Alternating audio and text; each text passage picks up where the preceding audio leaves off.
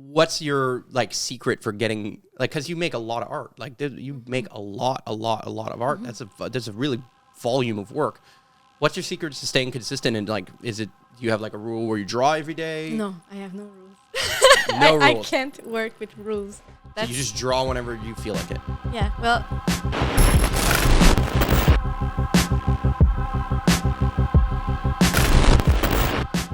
Well, so why don't you tell us a little bit about who you are, what you do, and actually, I'll preface this by saying she's fucking awesome.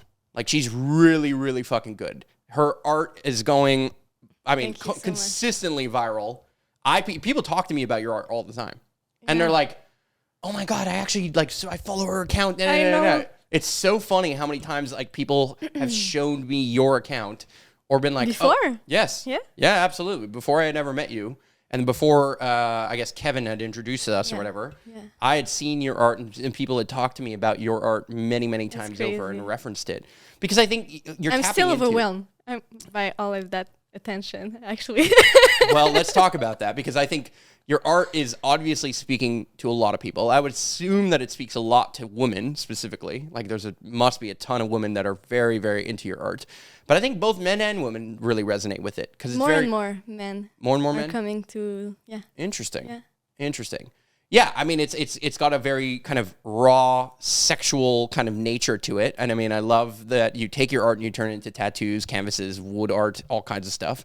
So I want to hear a little bit about you, your journey. I mean, tell me about who you are, why you do what you do, and when did you start in being an artist?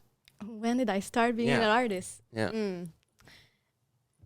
Well, I've been drawing, painting, and doing my art since I was like 2 years old, actually. Okay. Yeah, I remember my parents like bought me like a little canvas. Okay. And I was always drawing, always drawing. I went to school in high school in art. I was doing like photography, painting, vitrail. Okay. Yeah, being making glass art. Yeah, exactly. Mm-hmm. And I went to art in Cégep too. Okay. Yeah. So Cégep, for those who don't know or from America, it's basically, we have a transition between high school and college where instead of doing, we do 5 years of high school and 3 years of college rather than 6 years of high school and 4 years of college. Yeah, so Cégep is kind of like this transitory system that we have in Quebec here. Yeah. Yeah. Yeah. So I was really into art and my path really like went another way. Okay. Between like 5 years, I went into fashion. Okay. So I was a manager for Aldo shoes for like 6 years. Yeah. I didn't know that. Yeah. Yeah. Yeah. So I was always on makeup and everything and super organized and a completely different human. Yeah, completely like in another life. Yeah. Yeah. See, in my world, so Sarah and I have met only recently. I mean, I say recently, a few months ago maybe. At the farm, because we were introduced by a friend in common, Kevin Oroz, who's awesome men's coach, just general coach in general, kind of spiritual guide. He has a podcast himself, which I've been on before. Really cool. It's just somebody I met in Costa Rica as well. Actually, he was there. He came to one of my masterminds in Costa Rica. That's where I met him. Him and his brothers, and their kind of crew was. I got introduced to the San Diego kind of Encinitas crew. That's what he was a part of when I met him. But he introduced me to you. But at the same time, I had seen your art. I don't know. Well, he told me, like, you need to know this guy. I'm like, okay. If someone told me that, okay, I'm going directly there.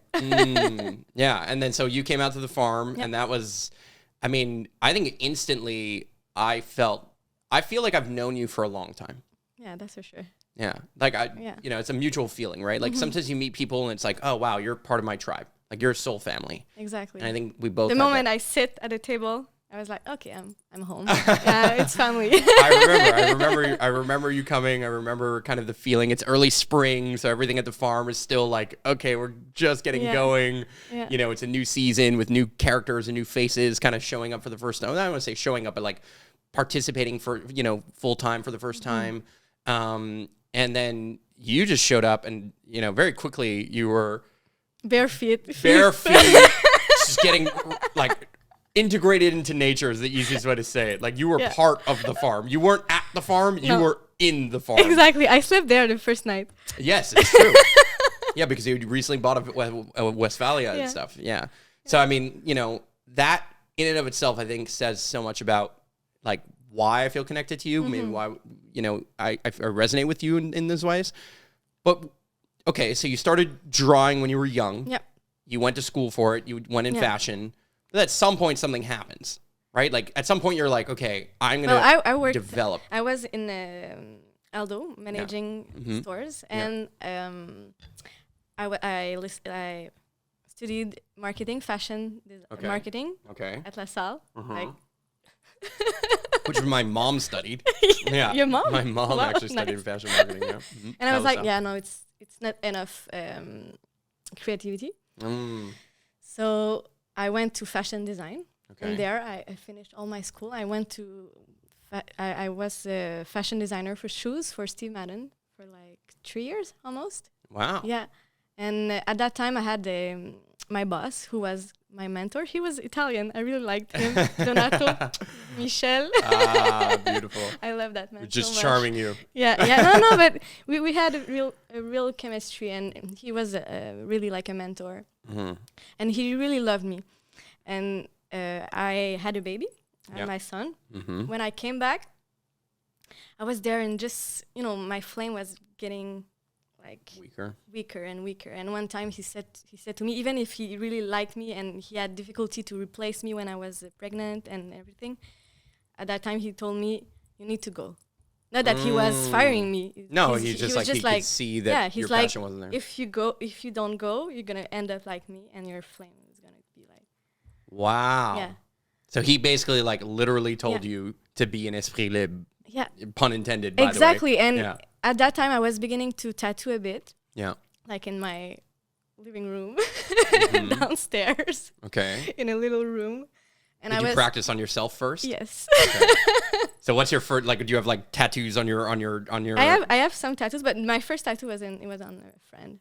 Really? Yeah, but I can't show that. That's okay. I'm not gonna ask. Iron Man, actually. Really? Iron Man. A little Iron Man. Wow. Yeah. Okay. Not my style, but yeah. Yeah.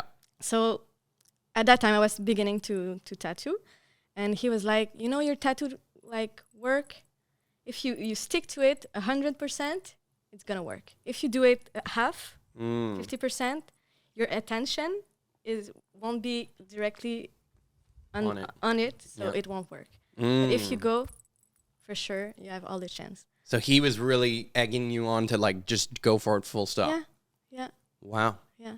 And at that time, I had like a boss that wasn't really like a bigger boss. Yeah. I really hated her. You could say that now. Yeah. You're liberated. Exactly. And yeah, she was so superficial, and she was so, I don't know, not really authentic. And one time I was in front of her, and I saw her, and I was like, yeah, no, I can't anymore. And the day after I left. No. Okay. So you start by making Iron Man tattoos, but obviously, so the name of your account, by the way, for those who speak English, Les Esprits Libres means the free spirit. Yeah. Or the free spirits in plural, in fact. It was plural, because I didn't know why, but I knew that someday, because I didn't want it to be just me. Yes. It was for everyone. Well, I think your art does that. Like, I think that's what's beautiful about like your style of art is that, the men and women that are portrayed here, or even the animals and all the different things that are portrayed here, it feels like it's speaking to many people, and many people resonate with the message that the art itself invokes, but also the captions, also like what you put behind it. And then the mix between that and your lifestyle, like what you do and who you are, is also very congruent. Yeah. Like that's how I feel about it, right? But like the art itself is obviously a very particular style. Like, I mean, it's literally all over you, but it's but also, but also like even in what you're seeing here, like this is very far from an Iron Man. Like if somebody came up to you today and said, "Hey, I want an Iron Man," you're not really doing it. So, but at first, I really like, as any artist, I was like, if you go back, like really let me earlier, keep going. Yeah, I was just trying because I was trying to get to be a tattoo artist. I didn't want it to like do all of those illustrations. I was just like making some drawings and for people that will love to get tattoo. And at first I was so scared. That's crazy how I was scared because you know the imposter syndrome. Syndrome, yeah. Mm-hmm. I was like, who the hell will want to have a tattoo by me? Why? Why someone will come to see me for my heart? Yeah. Interesting. So I was so scared to make the jump. So how long ago was that? 5 years. Oh, wow. Yeah. Only 5 years. Yeah, only 5 years. Wow. So you did your first tattoo 5 years ago. Yeah. But you had drawn in this style before? Like when you were drawing, when you were like doing your art before that, right? Like even when you went to LaSalle or whatever it was, you must have been drawing every once in a while in a journal or very little? Very little. The moment I was in fashion, I really was disconnected from myself. See, here I can start to see the art being a little bit different. It's still got a similar style, but this is definitely more... But I had a Harley Davidson there. I had my... You were just a different human. Yeah. You look like a different human, I'll tell you that. I know. But I just had my motorcycle license, and I was like in the tattoo world, and I was like, oh yeah, I'm gonna do drawings around motorcycle. It's still very black and white, though. Yeah, always. You've always loved the black and white vibe. Yeah. Which I appreciate. It's actually my favorite. Mm-hmm. I prefer black and white tattoos in general. But it's still like your style is there. Like it's in it to some degree. Obviously, you know, now there's less skulls and like all-seeing eyes. But the style is still there. Like I could still see the remnants of that style. Yeah, but it came with my kind of spiritual awakening. But did you just have this God-given talent that you're just like that good at drawing? Like did you like? Yeah, I hate to say that, but yeah. No, but I mean you have to have like come on, like there's no. I was always good, but in every, it's kind of crazy to say that, but every time I touch something that I have a link with art, it works. So as long as there was an artistic kind of feel to it, it always and did that well. my heart is like, oh yeah, try it, it's gonna work.